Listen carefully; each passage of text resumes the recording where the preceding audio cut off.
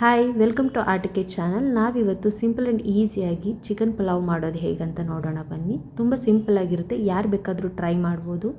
First 4 table spoon ಎಣ್ಣೆ ಹಾಕಿ, ಎಣ್ಣೆ ಕಾದ ನಂತರ ಸ್ಪೈಸಸ್ ಹಾಕ್ಕೊಳ್ಳಿ. ಇದರಲ್ಲಿ ಚಕ್ಕೆ, ಲವಂಗ, ಬಿರಿಯಾನಿ ಎಲೆ, ಮರಾಠ ಮೊಗ್ಗು, ಸ್ಟಾರ್ ಹೂವು, ಸೋಂಕಾಳು ಹಾಕಿದ್ದೀನಿ.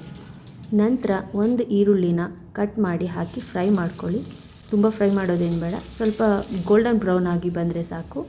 ನಂತರ ನಾನಿಲ್ಲಿ ಅರ್ಧ kg ಚಿಕನ್ನ ತೊಳೆದು ಹಾಕೋತಾ ಇದ್ದೀನಿ. ಇದಕ್ಕೆ 1/4 ಟೇಬಲ್ ಸ್ಪೂನ್ ಅರಿಶಿನ ಹಾಕಿ 2 ನಿಮಿಷ ಫ್ರೈ ಮಾಡ್ಕೊಳ್ಳಿ.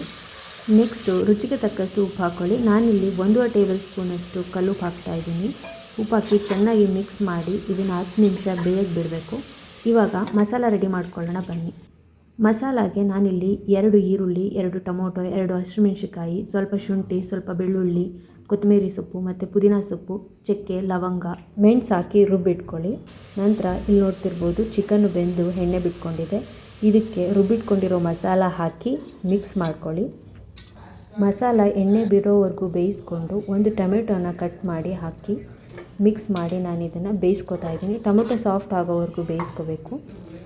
ನಂತರ ಇದಕ್ಕೆ 1 tablespoon garam masala, 1 tablespoon chicken masala ಹಾಕಿ ಮಿಕ್ಸ್ ಮಾಡಿ 1-2 ನಿಮಿಷ ಬೇಯಿಸ್ಕೊಳ್ಳಿ. ನಾನಿಲ್ಲಿ ಅರ್ಧ kg ಚಿಕನ್ಗೆ 2 ಗ್ಲಾಸ್ ಅಕ್ಕಿನ ತೊಳೆದು ಹಾಕೋತಾ ಇದ್ದೀನಿ. 2 ಗ್ಲಾಸ್ ಅಕ್ಕಿಗೆ 3.25 ಗ್ಲಾಸ್ ನೀರನ್ನ ಅಳತೆ ಮಾಡಿ ಹಾಕೋತಾ ಇದ್ದೀನಿ. ಟೇಸ್ಟ್ ಮಾಡಿ ಸಾಲ್ಟ್ ಬೇಕಿದ್ದರೆ ಹಾಕೋಬೋದು. ನಾನಿಲ್ಲಿ ಕೊತ್ತಂಬರಿ ಸೊಪ್ಪು ಹಾಕಿ 1 ವಿಷಲ್ ಬರ್ಸ್ಕೊತೀನಿ. ಚಿಕನ್ ಆಲ್ರೆಡಿ ಬೆಂದಿರೋದ್ರಿಂದ 1 ವಿಷಲ್ ಸಾಕು. ನೀವು ನೋಡ್ತಿರ್ಬೋದು ಸಿಂಪಲ್ ಆ್ಯಂಡ್ ಈಸಿಯಾಗಿ ಮಾಡಿರೋ ಚಿಕನ್ ಪಲಾವ್ ರೆಡಿಯಾಗಿದೆ. It's ready to serve. Thanks for watching.